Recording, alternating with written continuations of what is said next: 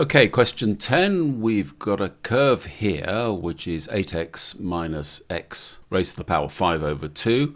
It crosses the axis in two places, and then we've got two straight lines, L1 and L2, which enclose this area R, which I'm sure ultimately is the area that we're going to have to try to find. Our first task is to find the coordinates of this point here, A. Okay, if we're to find the point A, the thing that distinguishes the point A is that y is equal to 0. If y is equal to 0, these terms equate each other. So as I've got an x on both sides of the equation, I can cancel x to the 1, taking 1 off this power here, from both sides of the equation. Which, to remove the 3 over 2, we've got a cube root, and then square. Cube root of 8 is 2, so therefore I can say x is equal to 4. And that is the answer which is suggested in the question, so we've done it. So this is the point x equals 4. So we're now told that line 1 is indeed the tangent to the curve at A, and we've got to use calculus to show that the equation of the straight line here is 12x plus y equals 48. Well, to get the equation of any line, we really need to know its gradient. And the way to know its gradient is to work out the differential function of our curve and substitute x is equal to 4 into that differential and find out what the gradient of our curve is at that point, which will be the gradient of the line at that point. So from our equation of y, I can say dy dx is equal to 8, and this is dropping the power by 1 and multiplying this by 5 over 2. Now we sub x is equal to 4. And that will find the gradient at x equals 4. So that's substituting 4 in, and we get 8 minus 5 over 2.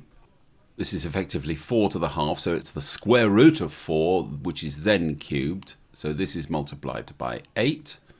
So this is equal to 8 minus 20, which is negative 12. So the gradient of our L1 at this point, the gradient is minus 12. Having got that, we know a point on the line, and we can use the gradient definition to find the equation. So y minus the y coordinate, which is 0, divided by x minus the x coordinate, which is 4, is equal to negative 12. Multiplying across, and this is the line L1. So therefore y is equal to negative 12x plus 48. And yes, they've got the x and the y on the other side, so a slight adjustment, and I get that y plus 12x is equal to 48.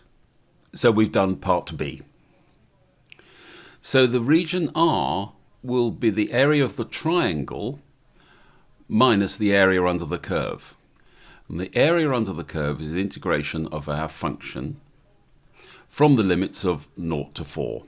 There's no problem with anything going below the x-axis, so we can just do this as a straight integral. So, integrating, this becomes x squared, and this will be 4, just check by differentiating, that's fine, minus x to the 7 over 2, and we multiply this by 2 over 7. And our limits will be from 0 to 4. So putting 4 in first, 4 squared is 16 times 4, so this is 64 minus 2/7 of, well, again, it's going to be the root of 4, so this is 2 raised to the power 7. And if you work that out, this comes to 192 over 7. So we've calculated that area there. So now we need the area below the two straight lines. The equation of L2, they've said, is y is equal to 8x. Now, the reason we need that is that we really need to know the height of the triangle formed by L1 and L2 in enclosing this area R. We can find that point by equating L1 and L2. The y values must be the same. Well, on this one, this is 8x, and the y value for this curve, which will be 48 minus 12x. Putting it all on the left-hand side, I get 20x is equal to 48. So therefore, x is equal to 2.4. But we don't really want x, we need the height And all we've got to do is substitute that back into any of the equations. We can do it into this one.